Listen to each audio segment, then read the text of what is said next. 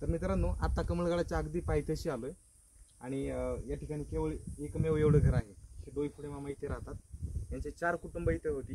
काही कुटुंब त्यापैकी एक कुटुंब मुंबईला स्थायिक झालं, काही गावात आणि कामानिमित्त बाहेर गावी. तर हे इथेच असतात. शनिवार रविवारी असे पर्यटक कुणी आले आमच्यासारखे तर त्यांना ताक वगैरे देतात, जेवण देऊ करतात, राहण्याची झोपण्याची सुद्धा इथे व्यवस्था करून देतात.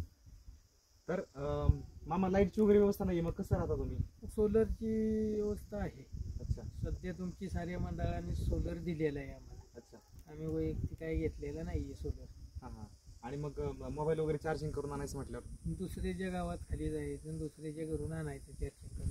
दळून आणायचं म्हटल्यावर दळून आणायचं म्हटलं तरी खालीच गावात जावं गावातच जावं लागतं. गावात जर अचानक इमर्जन्सी असेल, कोणी आजारी पडलं, आजारी पडलं तर उचलून न्यायचं डालग्यामध्ये. डालग्यामध्ये न्यायचं. उचलून न्यायचं 2 गाडीने. 2 बांबू लावायचे, त्याला कासरा बांधायचा मोर फिट करायचं आणि त्या डालग्यात मध्ये माणूस बसवायचं. पुढे 1 जणांनी डोक्यावर घ्यायचं आणि मागे 1 जणांनी डोक्यावर घ्यायचं आणि ते मध्ये डालगं.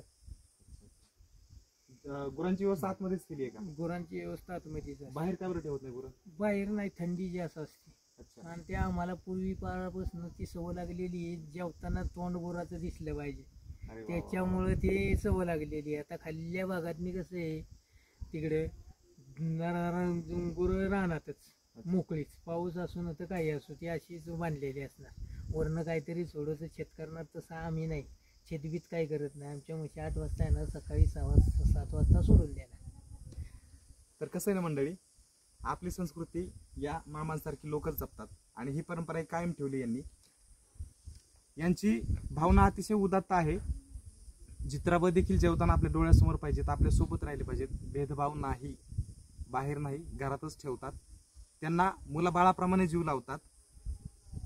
आता परिस्थिती बदलत चालली आहे. खरं तर या मामांपासून आपण आदर्श घ्यायला हवा आणि त्यांची ही जी गोष्ट आहे भूतदया, ती आपण नक्कीच त्याचं पालन करायला हवं.